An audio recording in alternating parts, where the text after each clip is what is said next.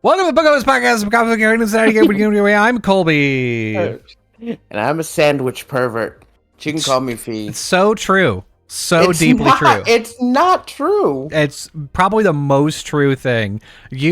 Okay, so for context, I had like a wildly busy, at this point, I guess it was morning and afternoon. Didn't have time to do anything like that required basically any effort for lunch. So I just microwaved some bao, and I was like, yeah, I just didn't have time to do anything else. And Fee was like, well, you could have made a sandwich. I was like, no, I did not have time for a sandwich. Bao was one step. You did Microwave not the tell bao. me you didn't. You didn't tell me you didn't have time. You're just like, it takes less effort to make bao. Yeah, You because I didn't have time. But you didn't say that. I have the fucking messages right here. I could look them up. You did not say you didn't have time. You just said, I'm gonna make lunch. And I'm like, what you making? You're like, bao probably. I was like, yeah, that sounds right. You're like, yeah, it takes less effort. It takes less effort, not I don't have enough time. I said, and I quote, at 2:57 p.m., I don't have time for anything more elaborate. You fucking illiterate idiot. You Judge, actual goofus. Sentence this man to death. He's a big dumb idiot and doesn't pre-make his sandwiches like fucking champions we all yeah, are. let me just like wake up in the morning, pre-make a sandwich, put it in the fridge, and then come back 4 hours later when it's nice and soggy. Yeah. I do love myself a wet bread sandwich. Ooh, it's my favorite. It go down easier. God. You don't even have to chew. You just slurp it through a straw. Ham cereal. Listen, I like me a warm sandwich. Make me a fucking ham and cheese with like a deli cheese on like, oh man, sourdough. Panini's good, but I also like just put it in the microwave just for like a minute, especially when I'm like at work, and then eat me a warm sandwich. I see. To me, and I listen. I call you a sandwich pervert. I'm gonna stand by it. But I can recognize that this viewpoint is not a very popular one. For me, it's either raw sandwich or cooked sandwich. There's not heated sandwich. Heated sandwich is some bullshit in the middle that like a sandwich does not belong in the microwave. A sandwich belongs either in the on the stovetop, in a pan, or like a toaster oven. Or it belongs raw sandwich, cold, out ingredients from the fridge. You eat it cold, right? It's one of those two states. It's a medium rare sandwich. No, sir. Medium rare is reserved for good things. All sandwiches aren't good things. Microwave sandwiches are not good things. No. Fuck you, dude. Fuck you and your hoity-toity palate. I come from the dirty South. Where we eat fucking raw sandwiches and microwave them. Listen, for me, I microwave my steak. Like, oh, no, you don't. No, you don't. I know I don't. Fucking pan fry that shit and then finish it off in the oven. So like Gordon Ramsay. Like, yeah, yeah. I do the reverse sear. Excuse you. I know the name of the method. I touch my hand meat. That way I know what it is inside. Our hand meat. Yeah. Big buffoon. No, okay. So I used to be like you. I used to be something. Back in the day, and by back in the day, I mean literally like a year ago. My lunch every day was a mesquite turkey and cheddar sandwich with mayonnaise. Or sorry, not mayonnaise. Just mustard, and I would put some butter in a pan, and I'd cook it until it was like nice and toasty on one side, flip it over, a little more butter, nice and toasty, add some chips. That was my lunch every day, basically. What is about that? Nothing. I used to have a panini maker where I would make myself a panini every day until I broke the panini maker. And I lied to my mom, and I told her, she was like, what happened to the fucking panini maker? I was like, the cat knocked it over. Man, And she believed me. what a sad day for your mom to figure that out from this podcast. She figured it out a long time ago because the guilt got to me. I couldn't. You were drunk one night and you were like, "Mom, I'm sorry. I lied." I broke it. See, dude, okay, so the thing is, I made this fucking overstuffed sandwich with, like, we had a lot of deli meat and cheeses, and I was like, dude, this is gonna be a badass sandwich. Mm-hmm. But the panini maker was one of those, like, cheap ones you get from Walmart. Oh, yeah. Where it wasn't that big and it was plastic. Yeah, I got and the I was like, hinge. I'm just gonna fucking stuff it in there, and I'm gonna close it as soon as I do. But I put too much pressure on it, and it broke the hinge and broke the side. Damn. I was like, this is a good sandwich. Now it's cold. I didn't even want it. I threw away the sandwich. I took a picture of the patini maker, and you know what? I sprinkled some cat fur on it. And I said, "Oh, look at this bitch, this cat." Oh, Mom, this cat! I'm gonna beat this cat up.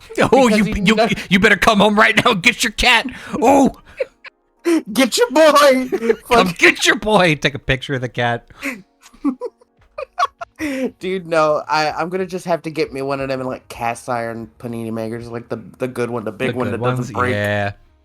Because I do love me a warm sandwich with like grill marks on it. Yeah, man. That's the level that a sandwich has to be at. For a long time, I was like, there's just no point. I'm not eating a raw sandwich. I won't do it. I refuse to eat just like cold bread, cold lunch meat. Like, I'm not that sad.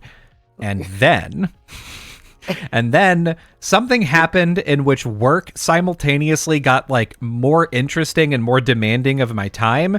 And also I had a cold sandwich one day and I was like, it's not that bad. You know what? And it takes less time. I guess this is kind of fine. And then from then on, haven't had another warm sandwich. You're just fucking convincing yourself. This is fine. Okay, it's not even that bad. Just holding tears back, just like this is okay. The thing is, and this happens with everything, is like I start off and it's easy. It's like a good thing, and then I have to like go and try to perfect it. And by the time I'm done, it's like too elaborate and takes too much time. So now, the method in which I prepare my sandwiches now is like lunch meat, whatever we have, if it's turkey or ham. That slice of sharp cheddar cheese, Whataburger mustard, Kewpie mayo, 5 pickles, has to be 5. 5, okay. And also my wife's mom introduced me to this shit called deli oil. And it's just like olive oil with some like seasonings in it. Do you put it on the meat? I just put it on bread so it'll soak in and make it nice and wet. But then you got to eat it kind of fast, otherwise it gets a little soggy. So I was like, what happens to not eating wet sandwiches? That's it. It's moist, but not wet. Sure. But yeah, you eat like that's the sandwich that I make. And so when I come downstairs, I'm like, I don't have time to make the sandwich. I've got to just microwave something. Oh God. God, you're such a lame ass. I am. Here's the thing. Okay, so there's a restaurant in Austin called Trudy's, and me and some people used to go there every Monday. And when you go to a restaurant, place? No, that's Fly Right.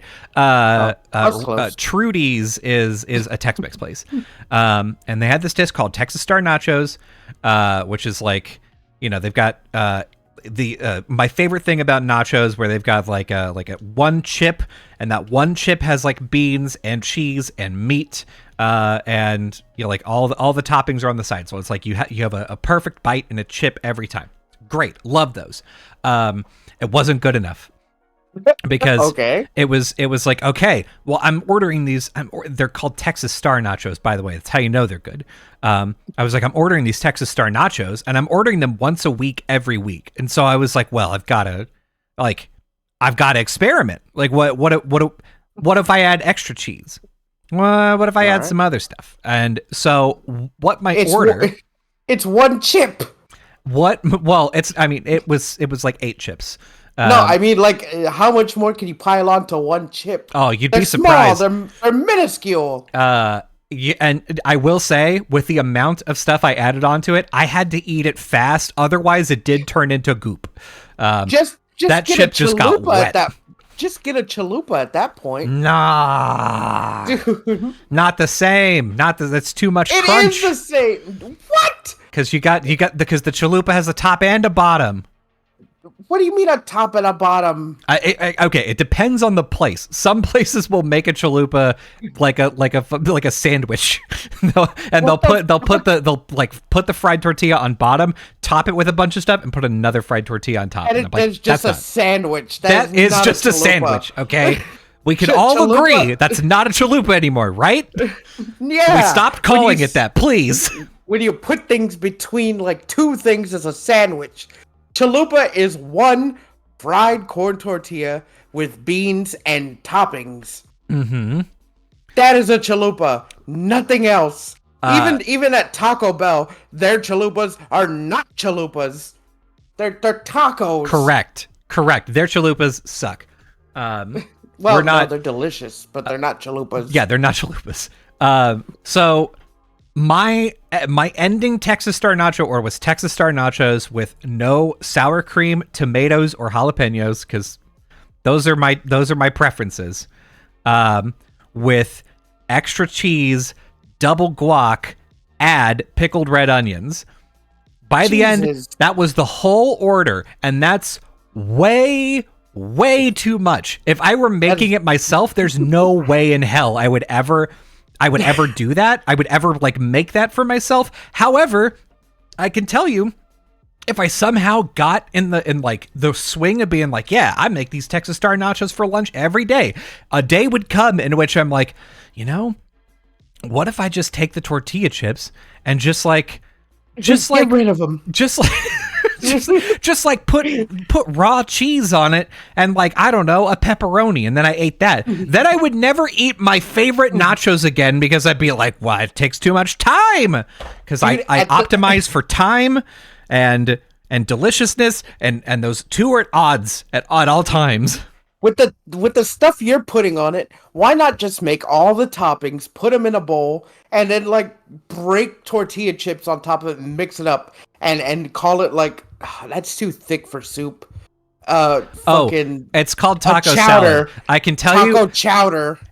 Taco chowder would be a better name. I can tell you it's called taco salad because in my house growing up, my mom would be like, okay, we're doing taco salad tonight. So it's melt Velveeta, melt Rotel, do some ground beef with some mildly Mexican flavors, right?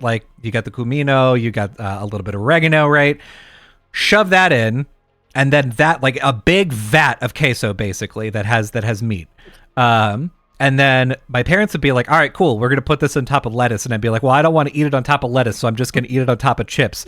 But I am still calling it taco salad. These are not nachos. This is taco salad with chips. Well, that is not even taco salad.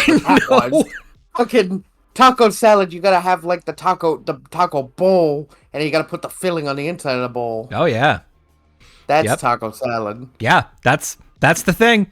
And what you want with all your toppings, your fucking refried beans, your red onions, your jalapenos and stuff. Mm-hmm. Like I said, put it in a bowl, mix it up, break tortilla chips a fucking layer of tortilla chips, and then just mix it all up. Taco chowder. Yeah, that would be great if the chips stayed crispy. That's the problem. Is I have to pre-making a bunch of stuff. You run the risk of things getting soggy and weird. You're just so picky. You're so picky. I don't care if they get fucking soggy. I like the taste of chip. I just love chip, okay? Well, at that point, why are you frying the tortilla? Just put tortilla strips in it. No, you want the crisp. And then if there's no soggy, crisp. You just talked about I don't need the crisp. I just like the taste. But the first couple of bites, you get the crisp, and then after a while, the chip absorbs the flavor, and then you got that gooey fucking taco flavored bites. That's okay. What you're talking about? That is just making it and then eating it. You mentioned pre-making it, like That's what making everyone it does. You make it and beforehand. eat it. If you make it beforehand and then you have to like microwave it later, it's all gonna congeal into like one blob. But it doesn't matter. It's still good. You want the perfect bite in every fucking bite. You fucking Philistine. You fucking rancid man. You just always want perfection and never having it. I know. So you just settle for less.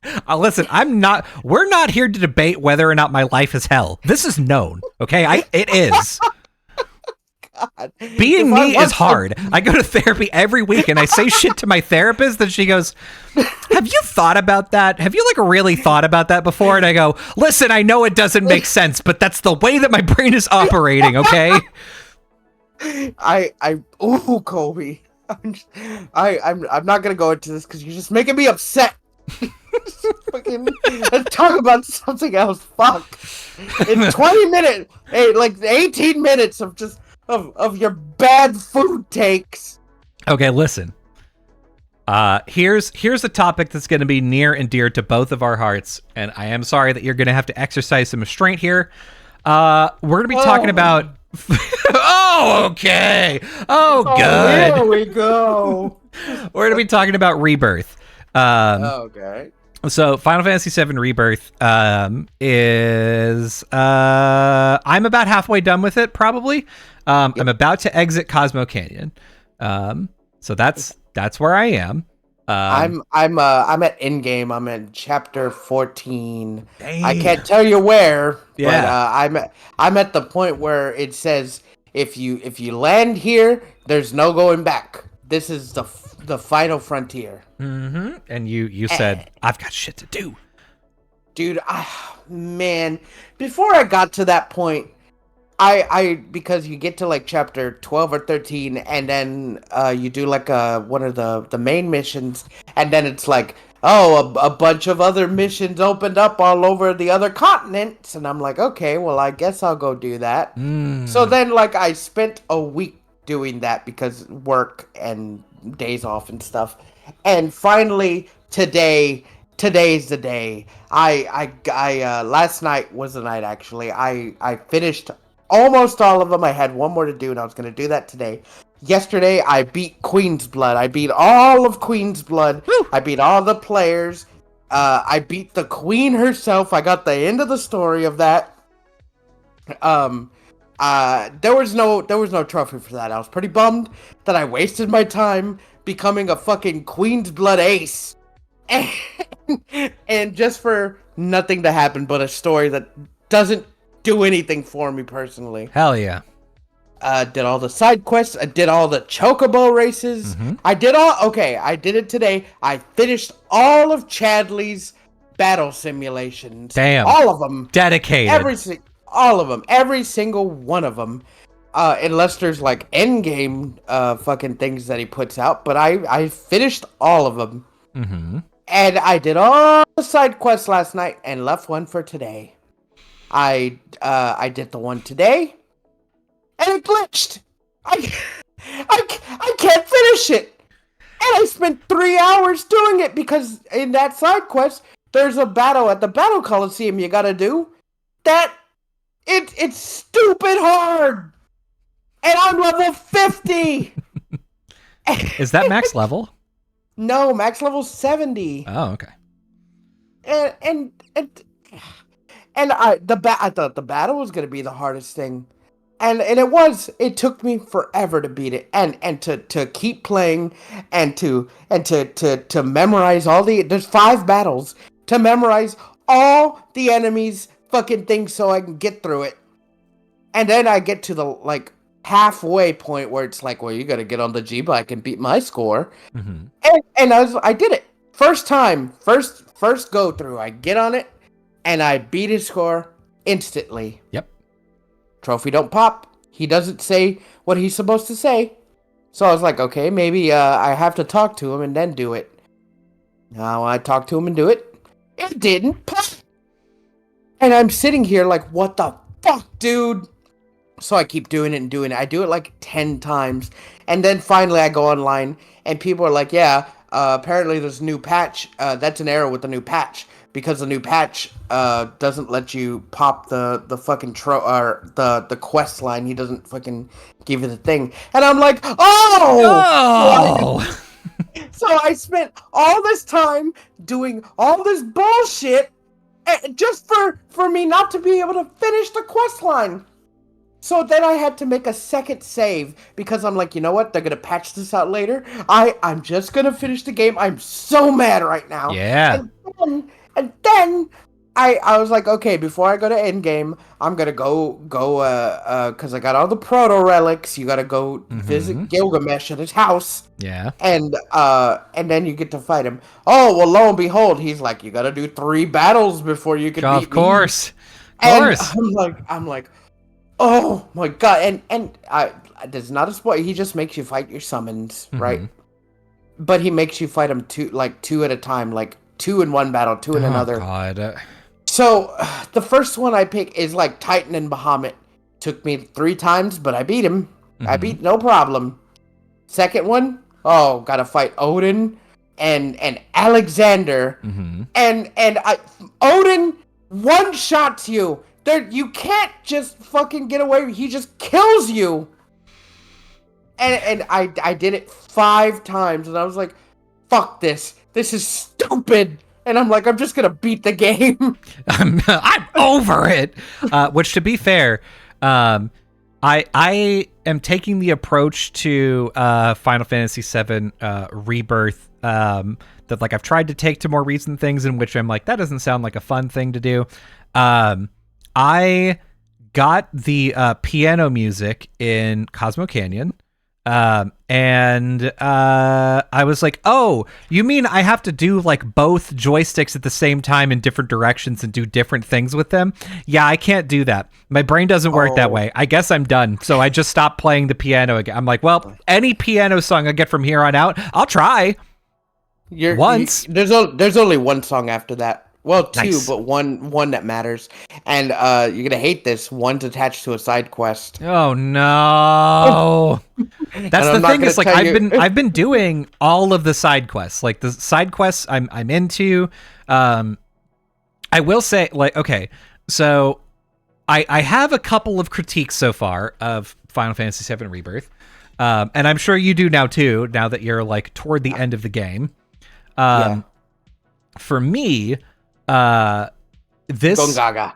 Gungaga. Me? Gungaga. Yeah, so for me, like, it's like I really like this game. I'm having a good time. And to me, a bunch of parts of the game feel a little like Tacked on. Huh? Tacked on. Yeah, or like they're taking more time for not much of a reason. So for like in remake, it was, I noticed that. In remake, it's very similar, but like because everything is really close together, and because a lot of the extra stuff doesn't take that much time, and it doesn't take much time to get to. Ultimately, like if somebody is like, "Oh, there's this other," like, "Oh, you got to go find these cats," you're like, "Yeah, I'll go do this dumb cat side quest. It's fine." But like, so if you don't want any spoilers past Cosmo Canyon, because I can't give you any spoilers, I'm not there, then just listen quietly and the spoilers will be less harsh. So there's a quest in Junon in which you have to follow a dog. And that's, my God, yeah. Like, the purpose of the quest was to like go and meet somebody and like, you know, open up a new area. Yeah, and like you get some character interactions, you get some like good dialogue between like Cloud and Barrett, which is nice. But like that could have easily been a lot faster, because you have to like follow the dog, and the dog will go into fiend fights, so you got to fight monsters, and you got to keep fighting the monsters, and it's like, okay. Every escort mission, they're like, you got to follow this person, and they run right into enemies. I fucking hate it. You're like, come on, man. And they got a health bar. Mm-hmm. So you have to be mindful of your fucking escort. Yeah, and like it's okay. all of the side quest stuff I'm actually usually fine with doing. I really enjoy how the proto relic stuff is like it's different. Every region has its own proto relic stuff, and it's like not the same as the region before, and I'm into that. I like that. But like the every time there's always a quest that's like, oh, we need you to go do this thing. You have to go to these locations and do this one thing. And you're like, okay. Oh my god, that's the worst part. They're like, we need you to go look for this thing. Here's a piece of paper with the map. Yeah, here's a piece of paper. That kind of tells you where it's at, but we're not going to tell you. And then you just have to be like, okay, I kind of know where this is at. I said, you know what I did? I said, fuck it. And I went online and had someone just tell me where there was, because I wasn't going to waste my time. Yeah, that's wandering around. To me, and what I would think. Okay, to me, you have to pick one or the other, and Final Fantasy Rebirth is straddling the line between two. It's either you give me points on a map to go to, or you give me hints that I can find and like not a lot of guidance to go and look for a thing. Either, in my opinion, is fine. I would do both.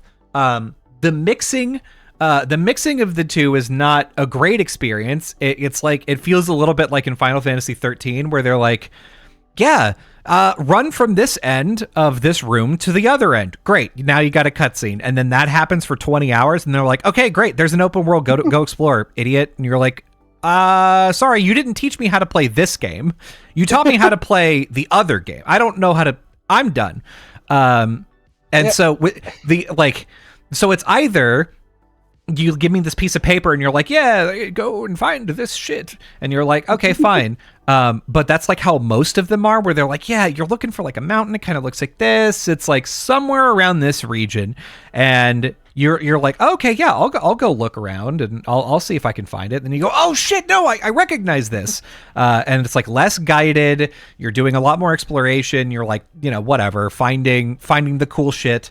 That's okay. Or, you like put a point on a map, but doing both is the worst. I can't tell you how many times I've like gone to a tower, which the tower system I'm like, it's fine. It's weird. It's weird that for everyone they were like, oh, this one you gotta get up a little different. And I'm like, that doesn't make any fucking sense as far as the story is concerned, right? Like, these are supposed to be Republic communication towers. You would have standardization across all of these. It would be a ladder to the top, the end.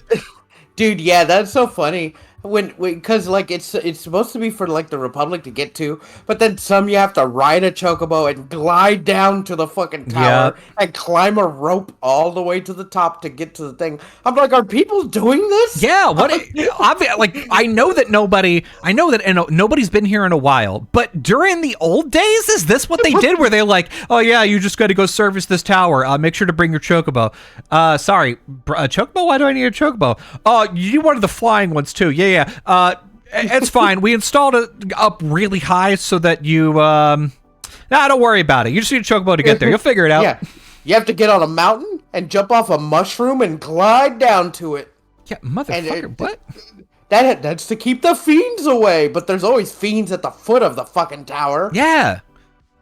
So, yeah, like, it's picking one or the other, because, like, the amount of times that I've, like, done a tower and then been like, oh, nice, there's a life spring nearby. And then I'm like riding my chocobo over where I could see the life spring on the map. I have a dot on my mini HUD to point to it. And then the owl comes out and is like, hey, follow me. I'll take you to the life spring. Like, bitch, I can see where it is. I don't need you. Stop it. Pick one.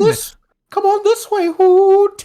Either like do the owl and make it like less weird or don't. Like, to me, the major problem is that there's inconsistency with like the side quests and some of the mini things, and they all feel kind of like, I wish there was a little more substance or like a little more thought put into it, because to me, this feels like a game that would benefit from an extra year of development to do like like put on the little touches, and because all of my other complaints are like, oh, the sound mixing is too loud in a bunch of cutscenes. Yeah, well, they could fix that pretty easily, right? Just like tone down the sound a little bit. Like, oh, whenever there's like a really dramatic thing happening, maybe don't play the goofy chocobo music nearby. Like, maybe keep the tone, you know?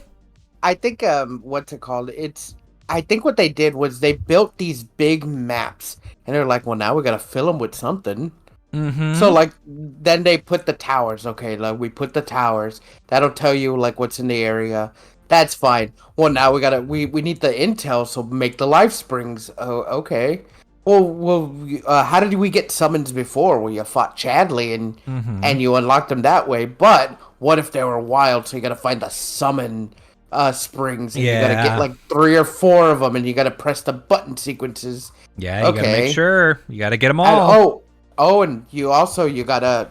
This would be cool if you fought what's it called? Enemies that were different than regular enemies but stronger. Yeah, I guess that's fine. But if you beat all 4 of them, then you gotta beat the area like mini boss monster, and they drop a rare item that you could use for item crafting. And I'm just like, okay, well, I was gonna explore the area anyway, but I guess okay. Yeah, or like if you're gonna do something like that as well, whenever you're like, oh yeah, you gotta go fight this monster. Oh, it's a big hard monster. You're like, yeah, I don't really want to. And they're like, oh, but you need to in order to like finish the side quest. Excuse me, what? I need to do that to finish the side quest? Well, it's okay. It's not just that. You also need to like get all of like, you have to do another set of side quests that is technically unrelated, but is blocking this. You're like, what the fuck, dude? Yeah, that with Johnny's side quest, you have to get to the Tonberry, which is the big boss of not Junon region of Coral region. Yes. And you have to fight him. And I learned this not the hard way, but the second way, because I beat him. I was like, oh boy, what a tough battle, because it was Tonberry King.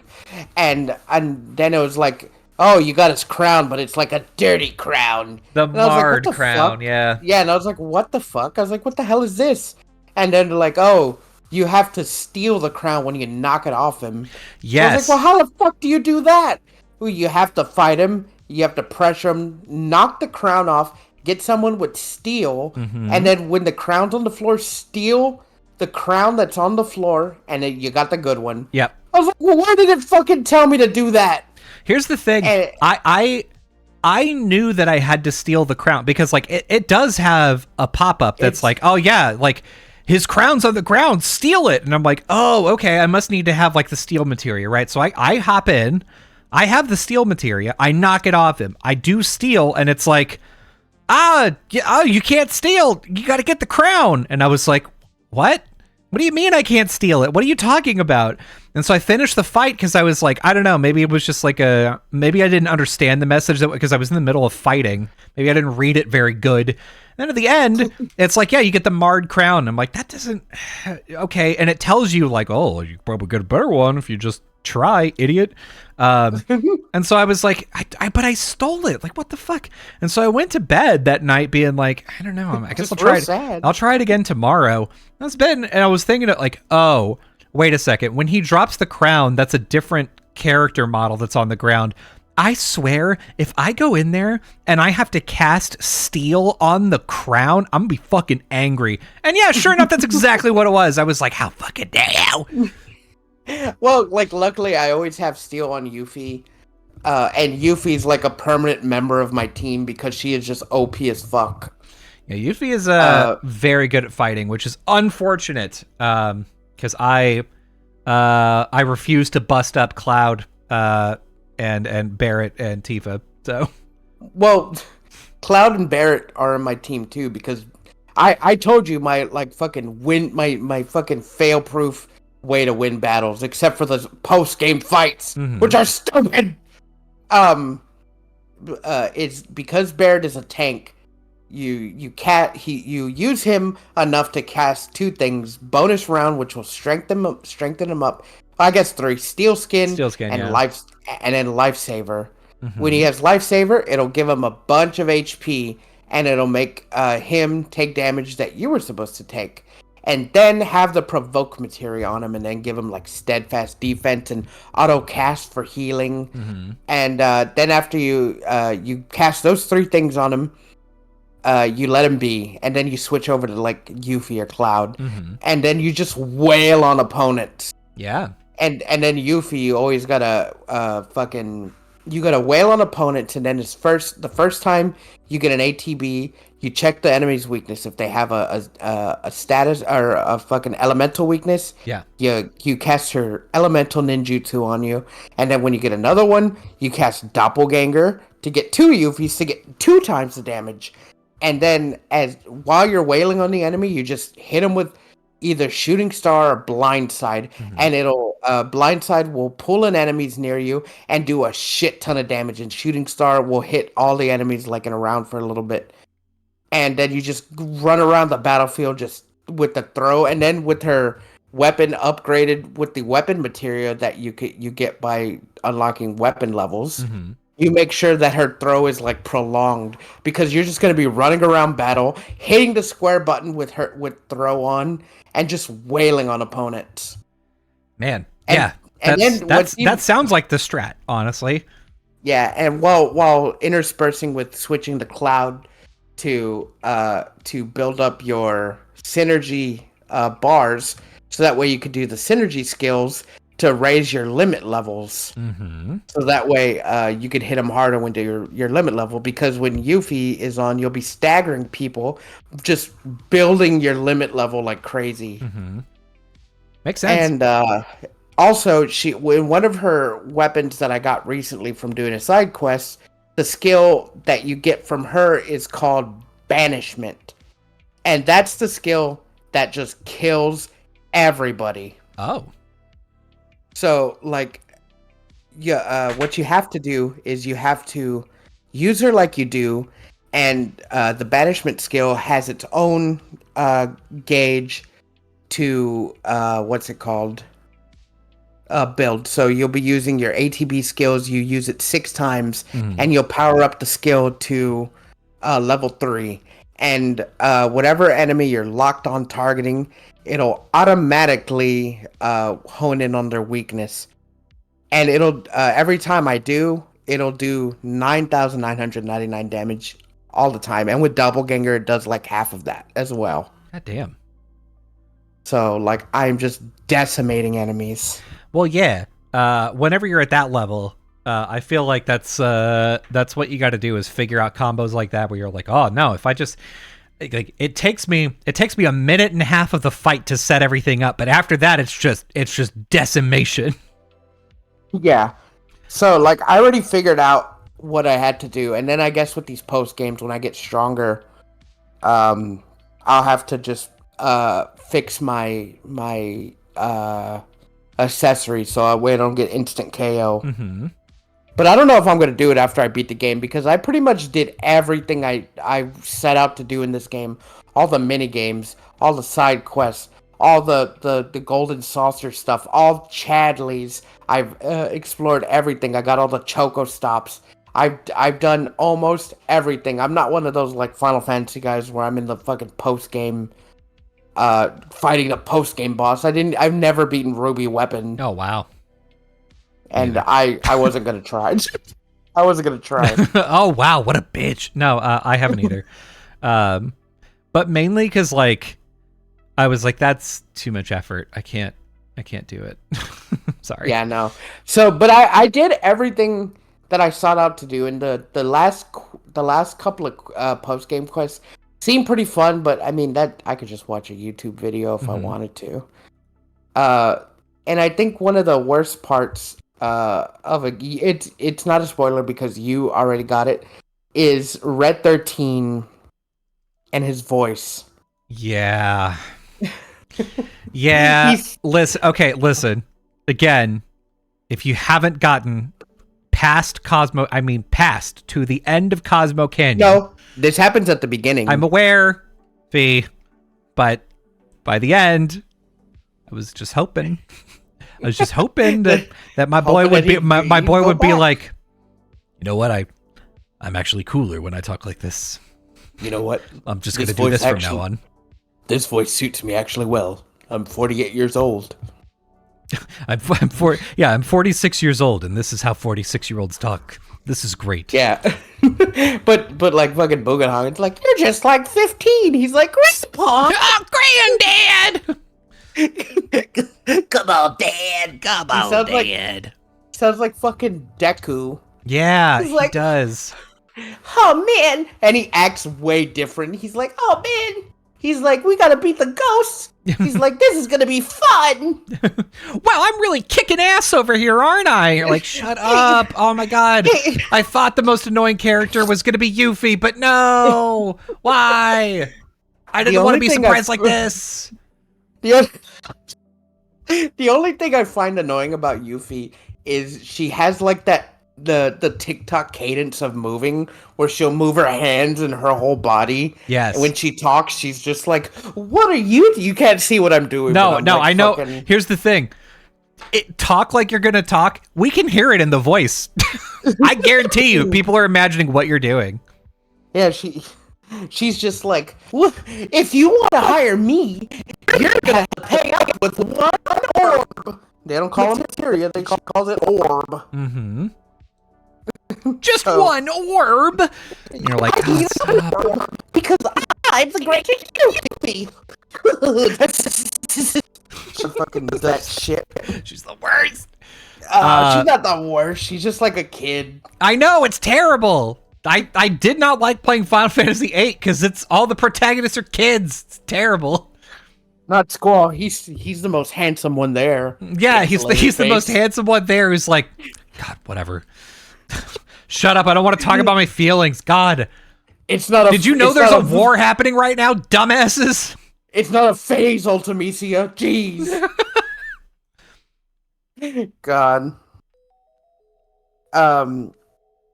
What's it called? That's about it. Like, I don't really have gripes besides those, and it's nothing to do with the main story. It's just post game stuff. Yeah, the main story. I have some gripes with the main story. They're not big, but I do have some. Like, for instance, again, spoilers up until Cosmo Canyon. They did a bad thing. So in Final Fantasy VII Remake, Oh yeah. they let somebody good like at the keyboard. You know, they were like they had Tetsuya Nomura was like, I got to be like focusing on like Kingdom Hearts 3 and some other shit right now. And so they had like somebody good at the keyboard, and then Tetsuya Nomura came and was like, "Oh, remake did good. Okay, let me at the keyboard. Let me get in on this." And they're like, Let me get on this. we don't really it's okay. We actually don't. Okay, you're just writing stuff. Okay. And so he's like, no. Here's the thing. If we don't, like, at the beginning of Red 13 going into the cave, you know, the cave. Yeah. He's going into the cave at the beginning. My man Boogles is like, "Oh, well, how do you feel about your parents?" And he's like, "Oh, I love my mother was great and brave, but my father was a shithead. He's a shithead coward." I hate my dad. He's a fucking coward. And Bugenhagen's like, "Oh, you still think that? Okay."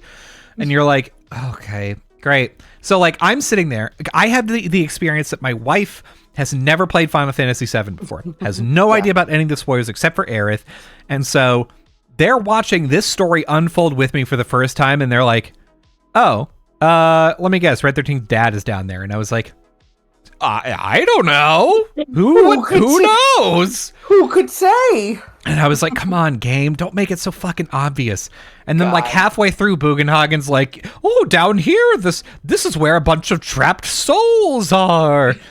This is where the Lone Watcher came and fought while everyone was on top. He held back the gi. Yeah, he was so strong. And then Red 13's like, well, if he feels so great, why have I never heard of him? And Yeah, who's I'm this like, watcher? I'm like, can you fucking stop, dude? We get it. Oh God, we got it, dude. God, Red, you weren't this stupid at the beginning of the game.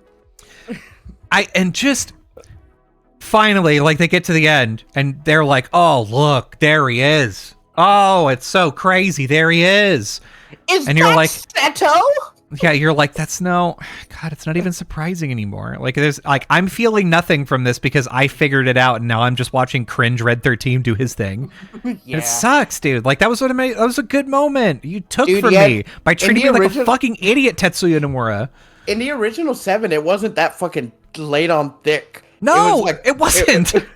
It was like one throwaway line where Red was just like, oh yeah, my fuck ass dad, he ran away like a coward, and Bugenhagen's like, okay. And then you'll go to the fucking the cave, and then you'll go through the whole cave, and like Bugenhagen's telling you a story as you're going through, and then at the very end, I mean, you probably figured it out when you were younger. You're like, oh, I bet his dad's in there, but like you figured it out on your own. The game didn't tell you. Yeah. And then you get there and you have this really, really gorgeous, pretty scene of Red 13 coming to the realization that his dad was the warrior that he didn't think he was, and that he was really great and he saved the tribe. And then he has this really heartfelt scene of him howling to the moon and Seto's statue crying. It's one of my favorite scenes in the entire game. It's great.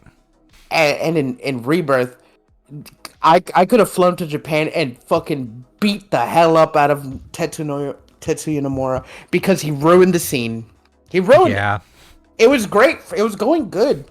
You get through all the cringe, and then you get to the scene. You're like, oh fuck, I'm ready to cry. And I got my tissues out, and I'm watching, and I'm like, oh, it's happening just like I wanted it to. And you hear the music well up, and then after you see Seto's statue crying, it cuts back to Bugenhagen in Red, and then there's just a Gi fucking ghost in the corner, and he's like, hey guys, just like what the fuck? Just like there's so much stuff where it's like they decided to let a bunch of stuff in the game breathe that didn't need to breathe anymore. Like there's like we just mentioned a bunch of the side quests where they're like, you gotta do all these fights, and you're like, I don't need that to breathe anymore, right? Like I don't give a shit about that. But that scene, like that's one of those things that you just kind of linger on, right? You like let the music go, and you know what? You don't even make it part of the same cutscene. You transition back to like Cloud and them, and you're like, wow, that was crazy. And like you can go look up at Seto and you're like, that's wild. But then when you turn around, all of a sudden there's a fucking ghost, like a Gi there, and you're like, what the fuck? Like, you let me have the moment first, then be like, I've decided that I'm done with this moment before I get surprised by this man. Which, by the way, I will say, I like the Gi. I like the revelation that like the Gi were a people, and they're a people not from this planet, and that their spirit, like they died and their spirits can't go back to the life stream, so they're basically trapped on Hell Earth, and that like they only had what they're like, we have one idea to fix everything, and that's like, we're gonna pour all of our anger and all of our hatred into a materia that's gonna blow up everything, including us. And it's like, cool. They don't tell anybody that.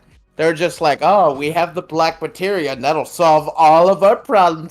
Can you go find it for us? That's the thing, is they talk about like, oh, the black materia, it's gonna fix everything, and like obviously because I have played this game, I know things. And so I'm like, wow, that's a cool backstory, because like there's some things about like Final Fantasy VII where you just like, I don't need a backstory for that, but like if you have a cool backstory for it, okay, sure, like that's kind of cool. So like where the black materia came from, great. Where Holy comes from, great. Like that's a cool thing to do for me. And I actually kind of like a bunch of the stuff that they're talking about, like in Rebirth, where they're like, oh yeah, the Republic of Junon, it was a government, and like they had these towers, and like this was a fishing village, and this is like all the cool shit about Junon. Like, oh man, I like all this like region backstory, and the fact that you like scan the life springs and you get history on the planet. Like, I wish there was more of that, like giving me more like optional lore that I can dive into, or like, oh yeah, the like this materia, like this is I don't know, the lore materia. If you level it up, it tells you a story, like shit like that. I'm cool with. I love that. Just make a book, the fucking Final Fantasy VII Gaia Historia. Nah. I gotta have it in the game. Otherwise, I'm not gonna read it because I'm not a big reader. I'd read it if it had good pictures. If it was a good manga.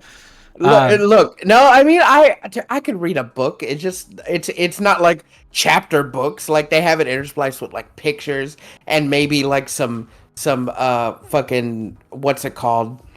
What are they, before they finalize something, what's it called?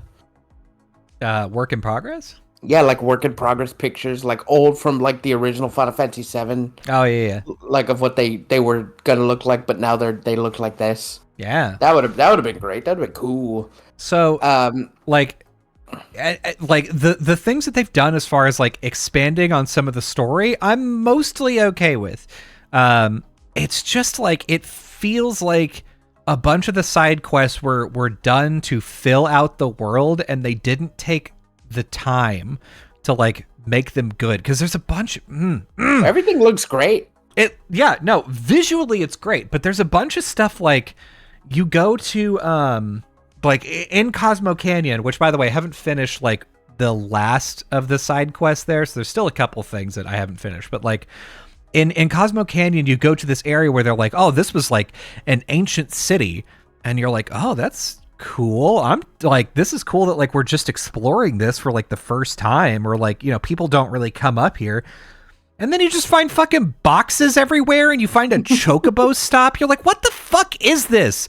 What is a chocobo stop? Why are they everywhere? Like, chocobo stops should be near roads, right? Because that's what they're supposed to be, stops while you're on a chocobo, I guess. You can't just put them out in the middle of the fucking woods. Yeah, you can. No, you can't. Why would you be out there? People explode out here. They put a bench. They just put a bench with a top on it, and they painted it real nice. And you can't sit down on that bench unless you got a cushion, because it's got splinters. You got to sit on a cushion. I don't want to get my butt dirty. Yeah. God. No, I mean, I don't mind. Like, I don't mind it. It doesn't break the lore for me that much. I'm like, that's another fast travel point. Yeah, that's great. It's whatever. But like. Like I said, some of this lore, it didn't need to be there, but it's fine. I'm okay with it because, like, in the last game, it's gonna lead up to something. I know it. Mm-hmm. But I like Sid. I like when you met Sid. Yeah, his very country ass Sid. I just got to Cosmo Canyon. I'm about to exit, and to get to Cosmo Canyon, I gotta say. That man stepped off the plane, and I said, why did they make him so hot? Holy shit. He is, but his voice is very country. Oh, yeah. He's like, hey, it's me, Sid. I'm gonna fly this plane. Come on, get your ass in. Yeah, it's great. It's like McCree, but better. Like, yeah. I guess more country, I should say. It's less sexy than McCree, but more country. Oh, I beg to differ. I love his voice. His voice is great. He can whisper sweet nothings in my ear all day. He's fun. He's funny too. He's very funny. Did he already talk to Aerith for you or no? No. Okay, well, I don't want to. It's not a big spoiler, but yeah, don't. I'm excited. Yeah. He does talk to them. I think it's after right when you leave Cosmo. Yeah. You're about to get it, so that's a fun little piece of lore too. Although, I mean, it makes sense because like, Sid worked for Shinra. He's like, yeah, I work for Shinra. He's like, Barrett's like, oh, you work for Shinra. He's like, I dabble with them. He's like, I really just dabble with them. He's like, I'd really just like fly to the skies, and no one owns the sky. If you like, I just realized this because this is a fucking what a One Piece pilled idiot I am. I'm like, oh yeah, Sid's a lot like Dr. Vegapunk. Dr. Vegapunk's like, I just want to do science, and the world government's like, well, here's a bunch of money to go do science, and he's like, great, not thinking of the consequences. I'm just doing the thing that I like doing. I'm la la la la la. I don't care about the war crimes. La la la. You're giving me the means to do what I want to do. Sure, you got it, Bucko. I'll be a dog of the Navy. Sure. What? Hey, what is a genocide? Them big city words don't mean a hill of beans to me. I'm just a simple air boy. I'm just a simple air boy with the dream to go to space from the small farm town of Rocket Town. And he sings his dun dun dun dun. God, this is really a spoiler. But don't. Literally, as soon as you say this isn't really a spoiler, I don't want to know it. No, I've been telling you this isn't a spoiler this whole time. I know, for like things I've done, but this is just like a place you don't get to go to in this game. Don't. Just let me. Just let me experience the game. No, this is just a place from the game, the original, that you don't get to go to. I know. Don't tell me, because I'll figure it out when I play. What? Oh my God, you're so stupid. I'm not. Yes, you are. I want to play. I want to have this experience for myself. I do not want to have someone tell me the things. You're being irrational. This isn't. That is not true. I don't know what's coming up. And if you tell me what's not coming up, I know what's not coming up. What do you think is coming up? I'm not going to tell you. I just want to have. You're being a fucking brat. That is not true. That is true. No. That is very true. No. It's true. It is. You're being a brat. Listen. I'm not even spoiling any of your fun. No. None of your fun. None of it. None of your experience I'm spoiling. You are, though. That's the thing. Like you and I have different concepts of what spoiling an experience is. To me, it's like anything that I don't know. Like, I want to be surprised by things. I want to be disappointed by things in my own terms, right? Like, whenever I was coming into this, right? If you would have told me like, oh yeah, well, this isn't like a spoiler or anything, but like, there are like two different like voices for Red 13, and be like, what the fuck? What do you mean? Or if you were like, oh, well, I mean, this isn't like a spoiler or anything, but like Bugenhagen's kind of a dick. I would have been like, what are you talking about? What? Sorry. I want to find that things out by myself. I wouldn't have told you about Red because it was funny and I wanted you to hear it. I wanted you to hear it. Yeah. What I want to tell you is nothing. Literally nothing. Literally nothing. Nothing. Okay. It like what you said is listen. I'm like, it's not a spoiler, but it's like a place that you don't go. And it's like, okay, well, I have an idea. I don't know exactly where the game ends, but I have an idea of the places that are on the list of like places that would be reasonable to go. And if I hear more information about it, you probably already know where it's at because I already told you all the areas I went to. All the areas that have fucking quests and areas to go through. There's, I think, 6 of them. And there's one, 6 regions, right? Yeah, and there's one that's blatantly obvious. There's one that's blatantly obvious that I've kept out. Yes. And I'm at the very end and I haven't been there. You probably already know what it is but from don't. Context clues. But don't. Because what if it's not? I've technically spoiled it already because I've just through context clues I've told you. I wasn't paying attention. You're a fucking liar. You're a goddamn liar. Just don't. This shouldn't be so hard. Just don't. I didn't tell you. Just give me a week. Or but 2. You already know. You already know through context clues. And it's gonna eat at you alive because you fucking know it. You fucking know it, don't you? Okay, wait a second. Well, now we get to go back because now if you're like, oh yeah, it's gonna eat you alive inside because you know this thing, that's a fucking spoiler, you bitch. That's exactly what I'm talking about. You've just proven me right. Exactly. That's your fault too. That's your fault. That's your fault. Your fault. It's you. Anyway, I love Sid. So do I. I'm like, I don't know what's coming up with him, but like any amount of interactions with him, I'm very much like, just a little more would be nice. This plane ride should take just maybe 20 more minutes. That'd be nice. Once he hangs around with you more, he's just goofy in everything he does. He's so funny.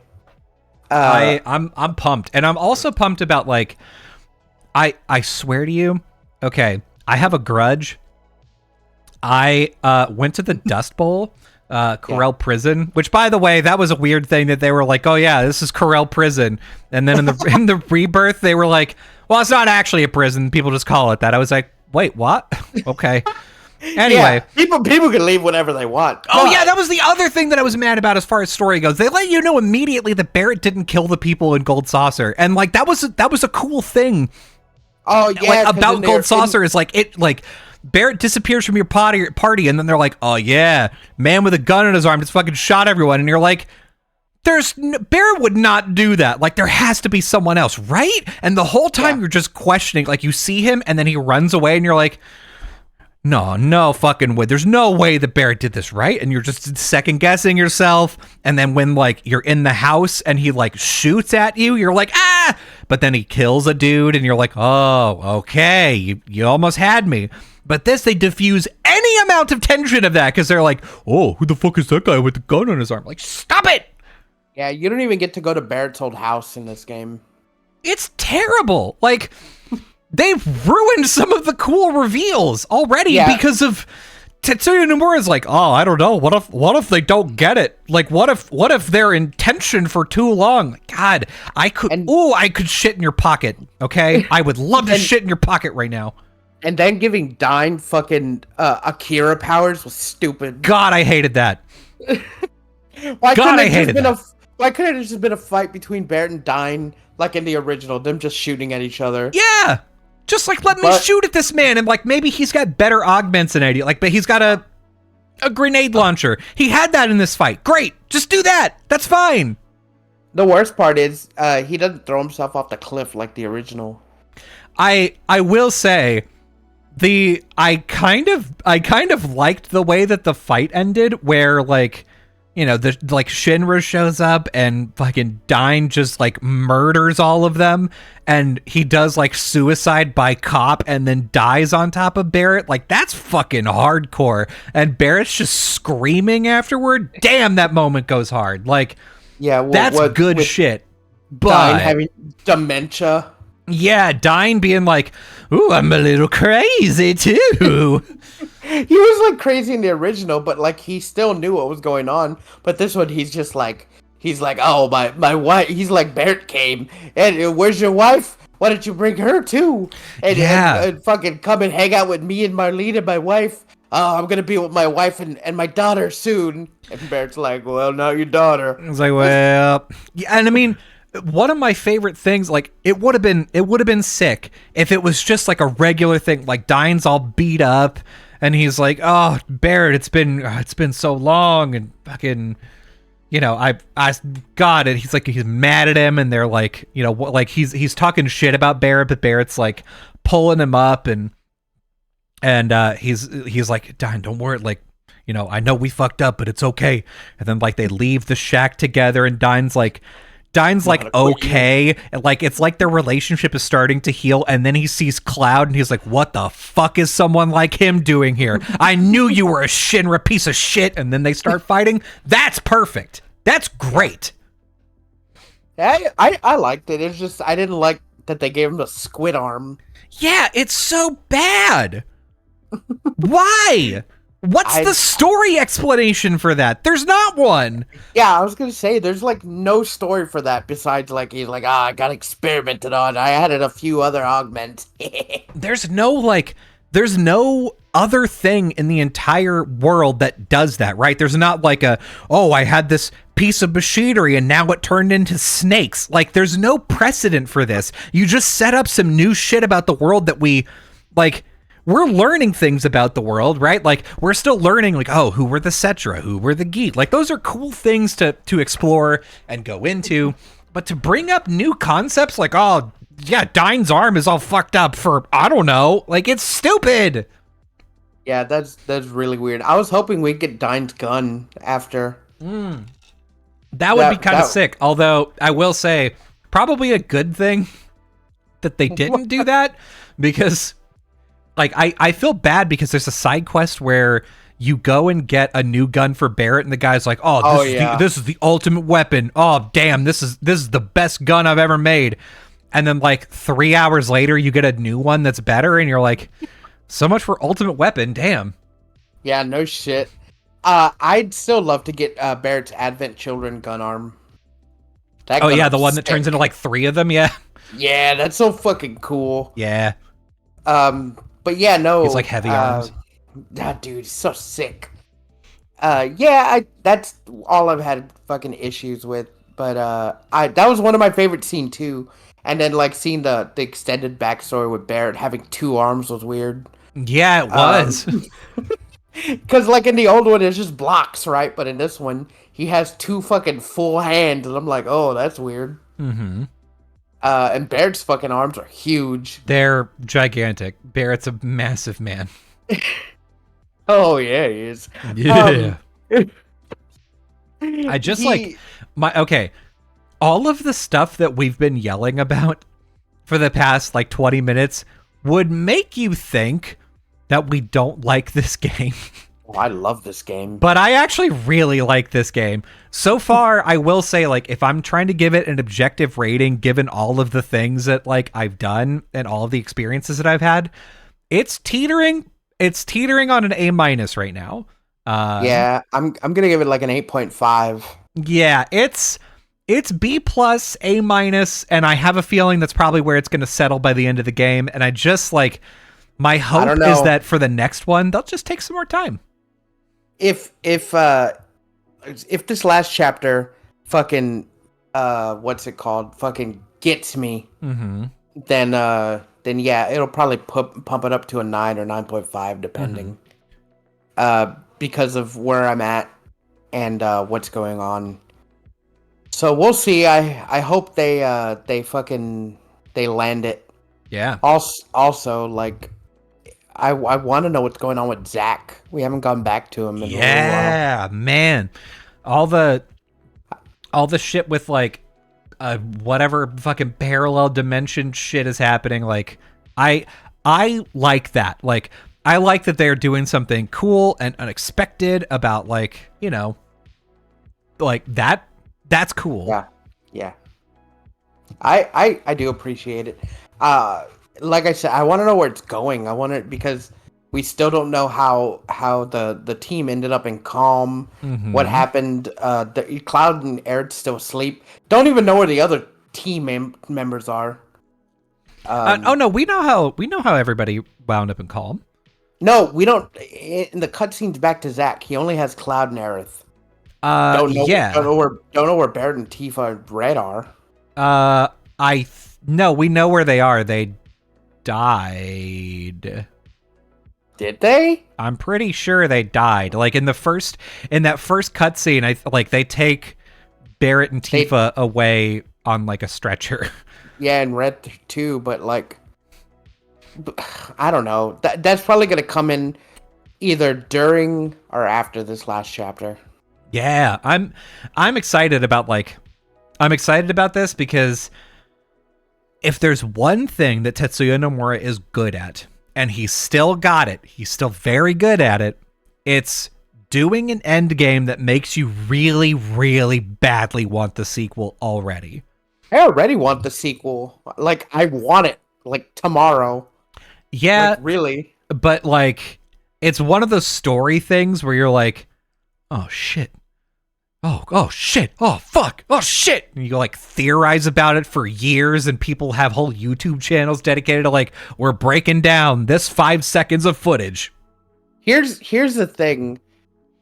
In the next game, are they gonna have the areas and they're gonna look the same? You're gonna have to re-explore them, or like what's gonna happen? Yeah, I wonder. Because like I've spent like I'm at like 120 hours right now. Mhm. Am I gonna have to spend another 100 hours re-exploring areas? Yes. I'll just straight up tell you that now. Yes. That's like a core part of the gameplay mechanic that I don't think they're going to get rid of, which is almost unfortunate. Like I almost wish that like there wasn't, I don't know, there wasn't like the grindy bits to do anymore. However, like I like the reason why I wish that is because I already did it in the region and I don't want to do it again. I enjoy doing it now, but yeah, I just have a feeling that they're going to be like, oh yeah, you're just back in the Corel region. Nice. And you're like, cool. Hey, are those towers on? Nah, bro. They turned off, and also all the life springs moved. Yeah, when I don't know what happened. When they summoned the fucking black materia, all the towers went off. Everything went off. Oh my god. Or let me fucking hit you with this game theory. Let me fucking map pat you for a second. All right. What if they do make you they make you go and like revisit a bunch of areas that you've already been to, but they do it because the perspective switches to like Zach's timeline, and now he's exploring the world and shit's different over there. Oh, that'd be whack. That would be whack. That and it's the same places you gotta go. It's the same, all the same side quests, all the same towers and shit. If that happens, I will fly to your house and strangle you. I don't mind re-exploring areas as long as there's new shit to do and it looks a little different.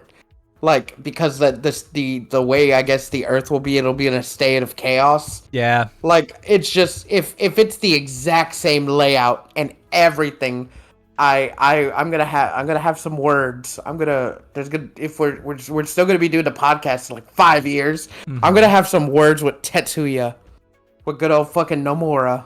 Yeah, we're gonna get out there. You better be ready. Big T.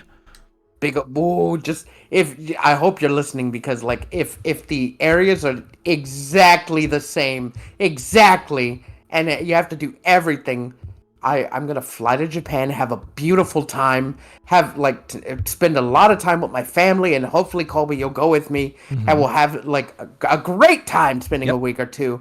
And then on the last day before I come back home, I'm gonna fucking find you. I'm gonna beat you within an inch of your life in Minecraft. That's right. Go get him. That's the end of the podcast. That's the end of the show. God, speaking of okay, we have a number of topics. We don't have enough time. Let's get into just one more. Well, okay, so we can do two because Beetlejuice is like real short. That's true. It's called Beetlejuice, and it's Michael Keaton's back in form. He looks great. He says like one word. He's like, oh, it's showtime. Go get him. Fuck. He does. Yeah, that's what he says, and then it cuts to our podcast. It's great. We paid $7.8 million for that spot, so hopefully it works. He doesn't tell you where to find us. He just says it. Yep. And you see all the original cast members, and they have a dramatic song of fucking Daylight Coming, You Want to Go Home. And then the daughter of fucking Lydia is the girl from Wednesday. Yep. Miss Ortega. Which I would imagine, like, if you're imagining, like, oh yeah, this is about like Lydia's daughter, that's the person you get to play her. Yeah, like, she's like she has that spooky vibe. Yep, she's the current person that has the spooky vibe. And then I wonder, are they gonna get Alec Baldwin back? I don't think they will, actually. Because he's a ghost. I mean, you can't age up that guy. I mean, Beetlejuice looks old, but he's heavily covered in makeup. So, like, you can't really tell. but like Alec Baldwin died in his prime in the movie, but he's gonna be an old ghost. Yeah. Like an old ghost. Movie looks great. I want to see it. I'm saying it looks great right now because I haven't seen anything, but man, I love Beetlejuice. Yeah, the sets look good. The music was like, yeah, of course. Yeah, you got to do that. You're like, well, this is the song from the first movie, but we did it as a remix. Yeah, all right, got it. You got to do Ortega. Obviously, she's like the choice. Yeah, if they weren't gonna do a sequel and do like I guess a reimagining, she would have even been a great Lydia. Yes, she would have made a great Lydia. And Winona Ryder in it. Right. Great. Big fan. What's her name? Her mom in the movie. I don't know her fucking actress name or character's name. Oh God, you're right. I think it's like Barbara in the movie. No, Barbara's the ghost wife. Yeah. The ghost wife. God. Oh God. Catherine O'Hara. That's who. Delia. Yeah, Delia. Yeah, she looks great. I didn't see the dad there, but that's fine. Movie looks good. Yeah. I'm stoked to see it. I'm gonna see it. Yeah, it's if I see like a sequel for something, like what do they call them? I think they call them legacy sequels. Yeah, legacy sequels. So if I see a legacy sequel, my first question is like, why the fuck does this exist? Like, why did you have to go back to an old thing and then just... Yeah, I don't think there needed to be a Beetlejuice sequel. Yeah. But I'm happy there is because they got all the original cast back, so... that's... The thing is, I'm not excited, but... The things that they've shown me are the bare minimum they would have to do to make a good one. If they would have gone the route of like The Crow and hired someone else and did a whole new thing, I would have been furious. I would have been Mad Max Furiosa. Yeah. Well, because who could play Beetlejuice in this current landscape? Who? Bill Skarsgård, apparently. I was just about to say, I'm like fucking Bill Skarsgård in his prime right now, playing everything. Yeah, he's out there. He's out there, and he's gonna. I'm excited for him to win a number of Razzies for The Crow. My boy's gonna take it home a bunch of Razzies for The Crow. Dude, he's gonna fucking pull on The Crow for fucking that trailer looked abominable.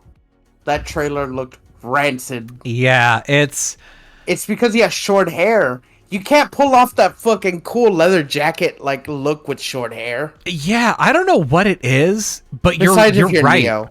There's something unless you're Neo from the Matrix. True. There's something about something like when you got like short hair, you like have a leather jacket on. To me, it's not like, oh yeah, this is a cool dude that is really intimidating. It's like, this is like a wet meth addict. Like, I just think that they're all wet, and I just think that they all are on some amount of drug in which they like pick their skin apart. Like that's what I imagine every time I see somebody with like short hair and a leather jacket, like trying to look intimidating. I'm like, you're wet. I know you're wet. Bill Skarsgård just has that face, that meth addict face. He kind of does, yeah.